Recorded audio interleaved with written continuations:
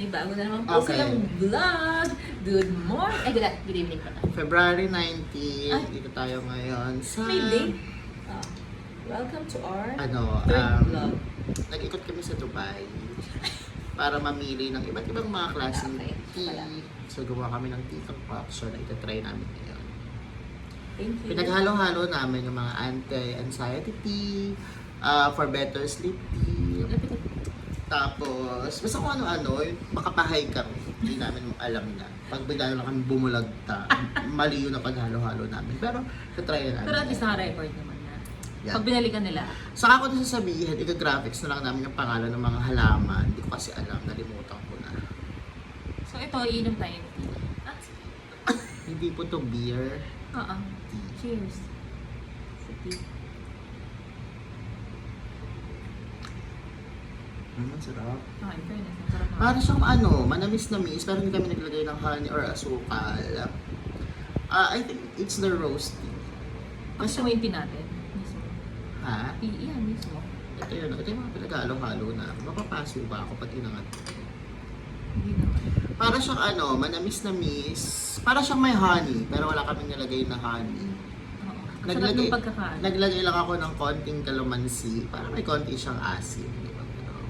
Hindi naman niya na-overpower yung tea. Sarap.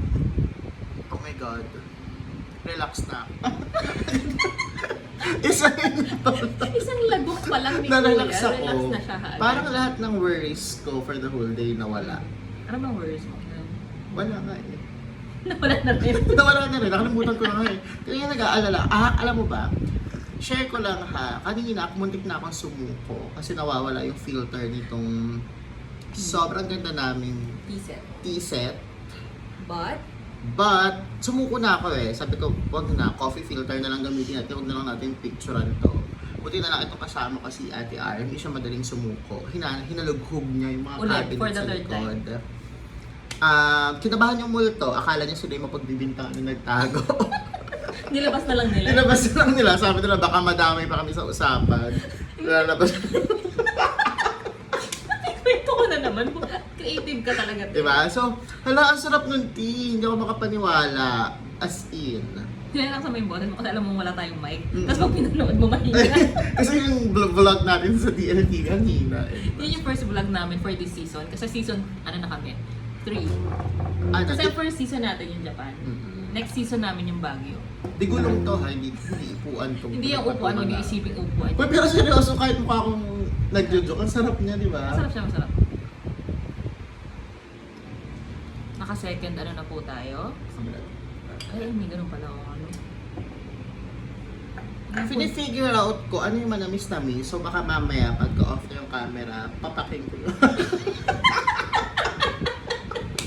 Iisa-isahin po namin. Ano yung nagpatamis ito sa tea na to? Manamis-namis siya, di ba? Parang may honey, pero wala kaming nilagay na honey. Lagi siyang masarap siya, te.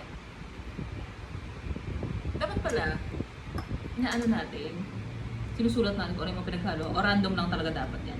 Actually, hindi ako malilito kasi lahat ng nasa lalagyan. Nilagay. Wala akong iniwan. Kaya tinan nyo, high na po kami. Lahat ng mga ano pa lang namin. lahat ng mga nandun sa lalagyan. Ang technique ko personally, ewan ko sa inyo. Okay. Sa mga viewers, di ko alam kung anong technique ko. Pero ang technique ko para mamili kung ano yung best concoction na ilalagay. Ganito. Ay, ganda ng kulay. Go. Ay, yellow. Gusto ko ng yellow. Kahit di ko na nalaman ano sila. Basta nilagay ko. Sa mga nagtatanong, walang magtatanong pero sure akong magtatanong kayo. Okay. Nabili ko sa Dubai itong mga tea na to. Huwag nila tanong kung magkano, binili lang ng kapatid ko. Siya yung nagbayad. Shout out kay Les. Shout out kay Les. See you soon. Live? Live. Kung nag-live tayo, may mag-join kaya. Sige. Okay, so salamat. Enjoyin muna namin itong tea namin. Bye! See you in our next vlog. Yeah. Don't forget to click the Subscribe button. Okay. And sa mga gustong bumili, yellow basket. Ang feeling. Kasi nag-subscribe na ako kanina, di ba? Naka-activate na. Okay. Okay. Bye!